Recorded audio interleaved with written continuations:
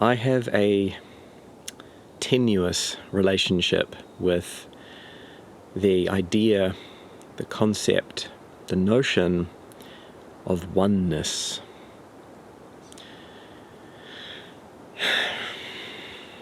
Now, oneness is a obviously very broad topic that can be approached by various angles.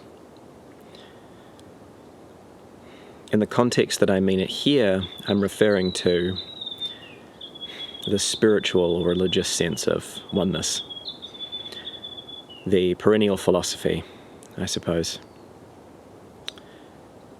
Whether you believe we are all one with God, or that there is no real division between the seemingly objective and seemingly subjective, that there is no duality between them.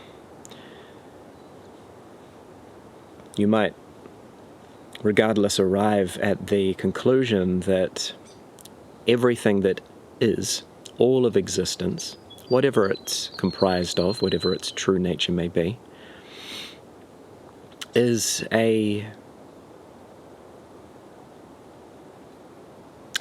illusion of separateness. And it's that illusion of separateness, that idea that we are all just lost in this dreamscape of division, that I have a problem with. Because from a very young age, I was exposed to a lot of non-dual philosophy and ego-dissolving spirituality, the likes of Eckhart Tolle and Ram Dass, and a little bit later on Rupert Spira, and of course all the more ancient religions of Vedanta and Buddhism, etc. Mostly through a lot of New Age publications. And they all really, through their verbose way of getting there, arrived at the same conclusion, that all of this life that we experience is really just an illusion, a delusion of separateness from our true nature of oneness. And I ate that up, as I may have mentioned before, because I needed to.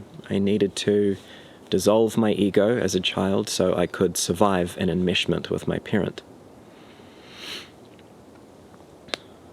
And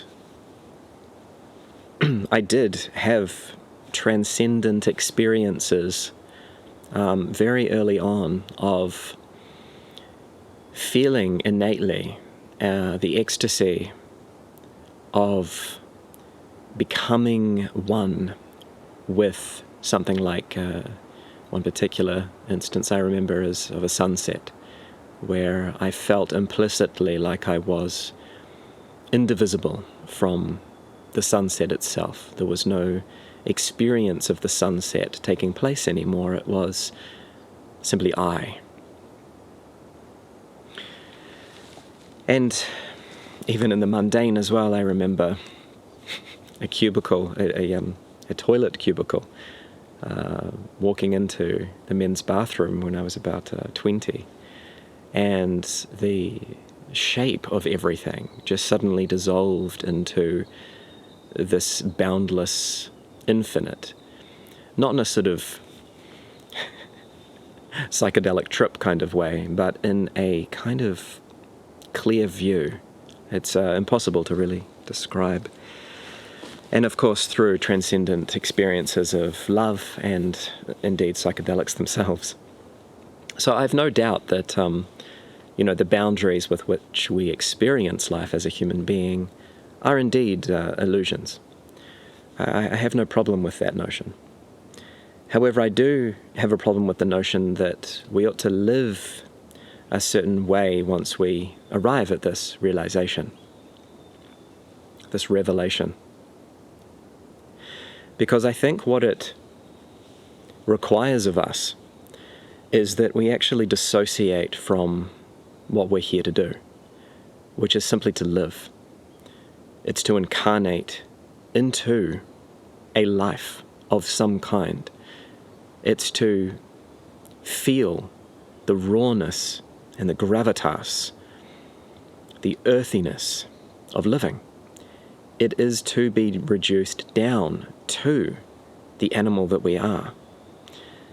And I think it's a relic of our Western culture's roots to believe that we should transcend our, primal and savage ways, transcend the body, and rise up and elevate and become purely spiritual.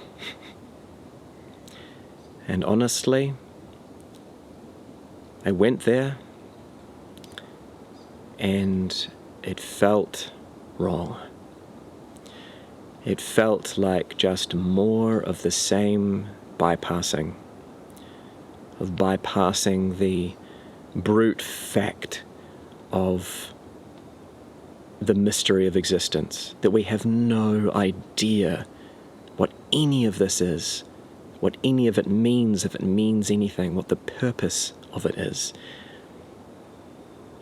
You see, the idea, the notion of oneness, can you detect where it's coming from? It is an idea and a notion, a concept that might give you some hint. Boink. It's coming from the mind. It is just another way that our narrative-focused minds are trying to solve the problem of being, of dealing with this existential dread of suddenly being aware and not knowing what the hell to do with that. And I do believe, unfortunately, that attaching oneself to this idea of oneness is very similar to religious fundamentalism, even if it may be true.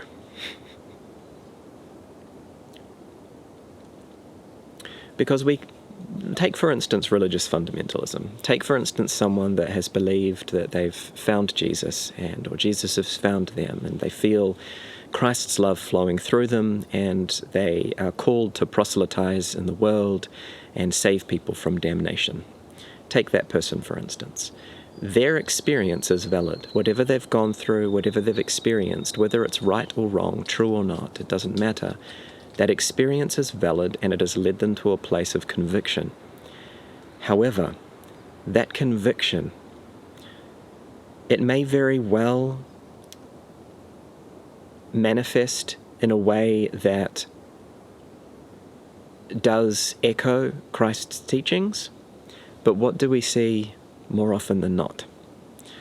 We see people who do not echo Christ's teachings one iota. In fact, spreading a lot more hatred and disharmony and division. They are the ones that end up condemning the rest instead of saving them from condemnation and damnation. My point being is that when we identify, and I suppose that's all this really is, isn't it? It's a problem of identification.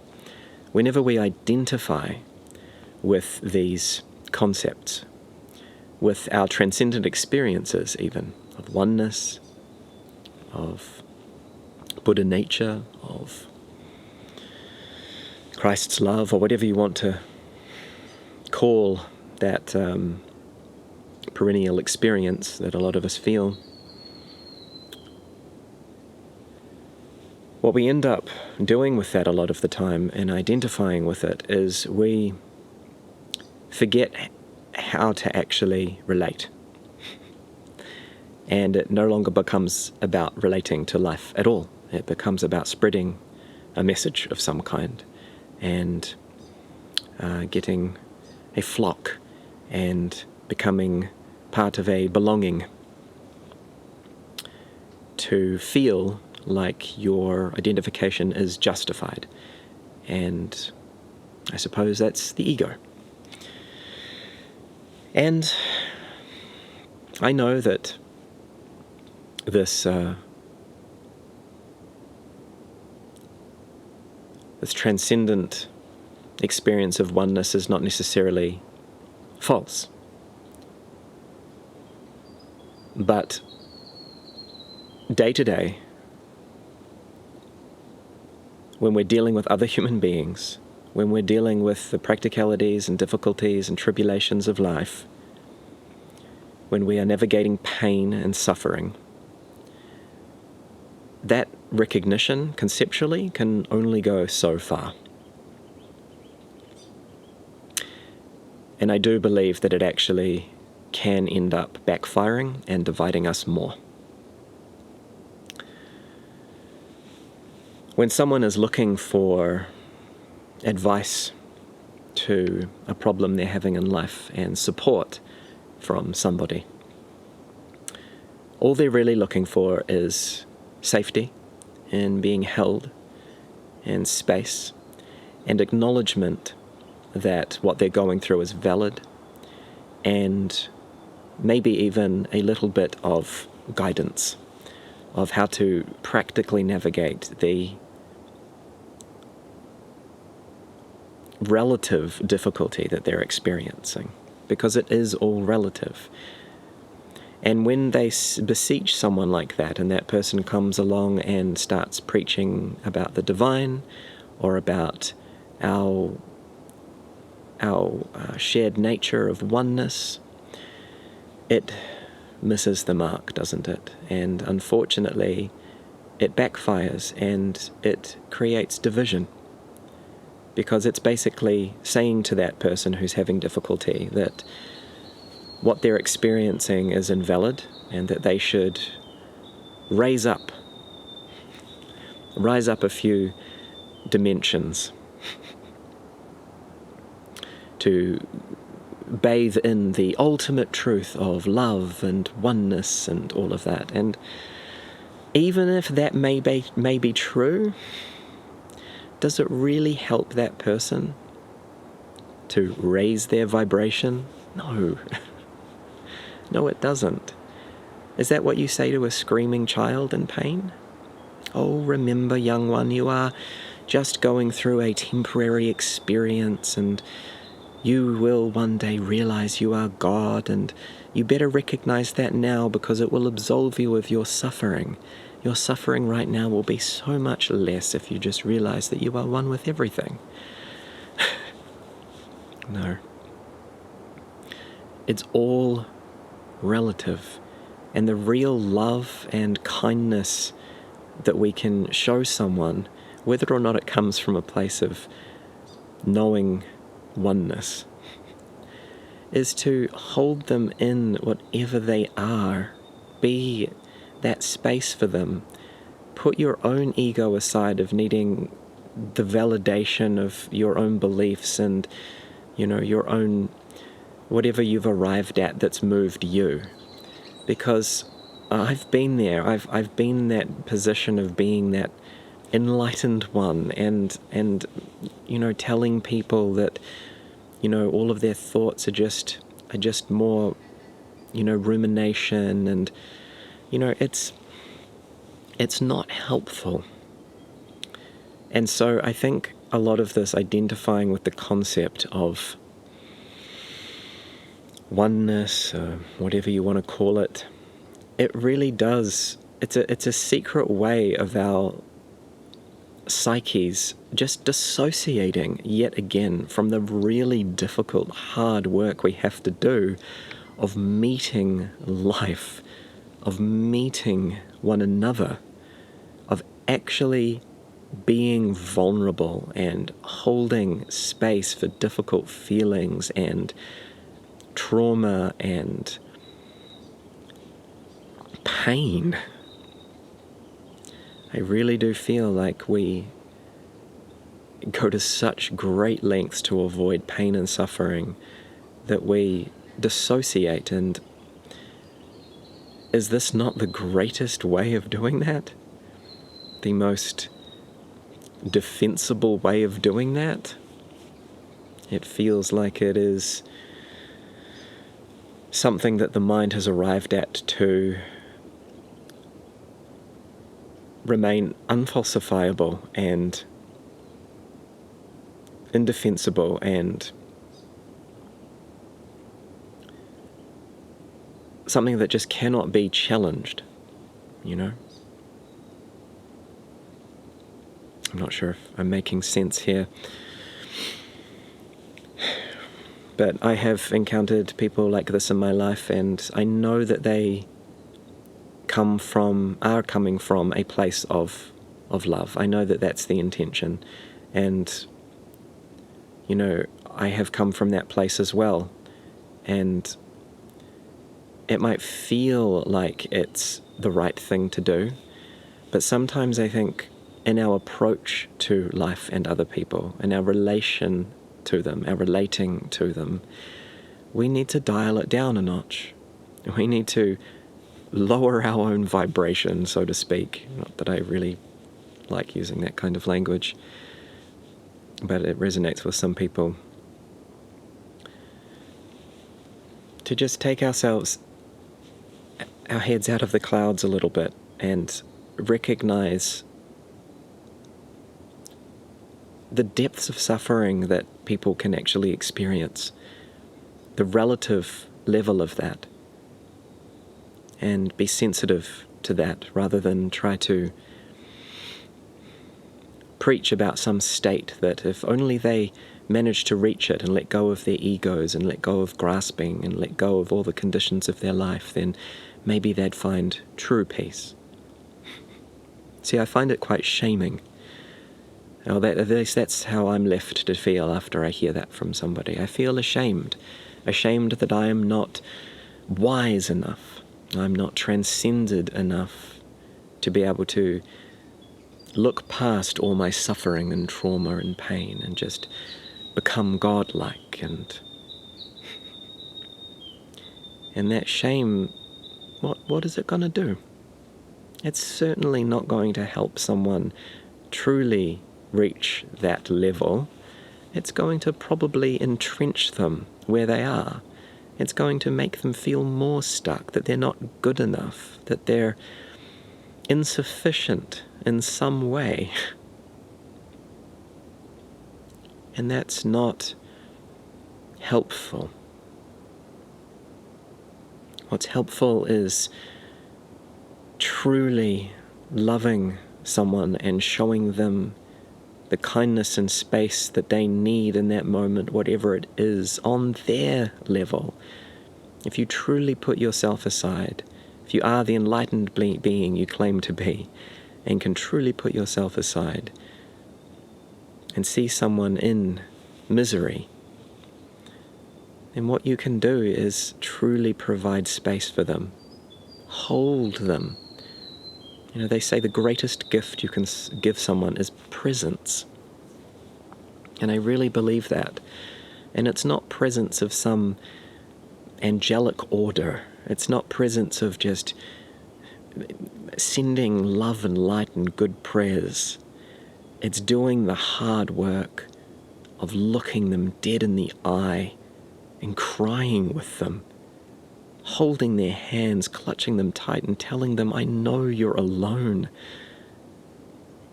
It must be so hard going through what you're going through. Validate them. Make them feel seen and heard for whatever they are, because it doesn't matter how silly it might seem to you, how lowly it might seem. What they're going through is what they're going through.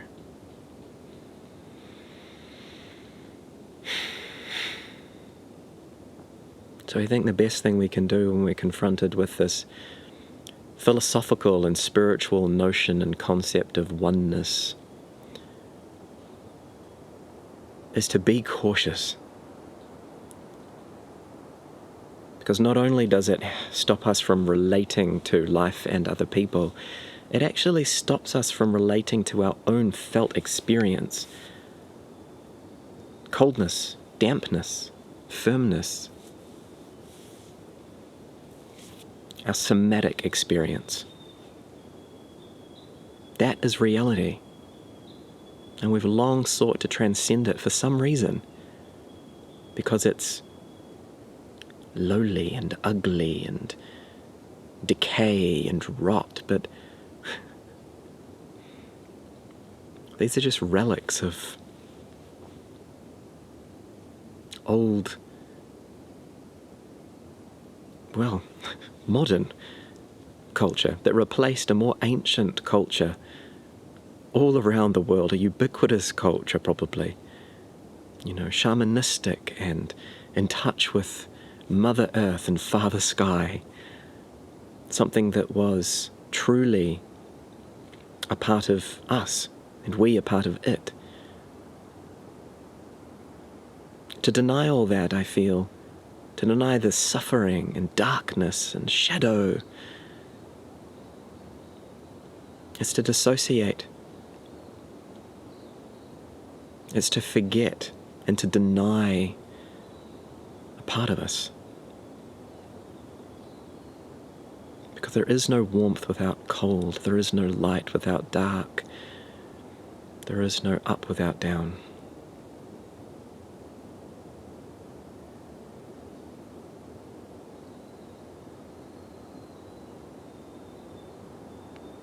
Let us not forget ourselves,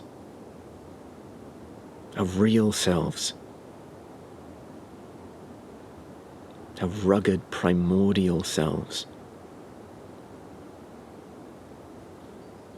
Yes, we are creatures of both the sky and the earth. We live in between. We're surface dwellers. Our heads are in the clouds and our feet are on the earth. But for too long have we put the clouds on a pedestal. Look at all religious iconography. Where is heaven? What is it made of?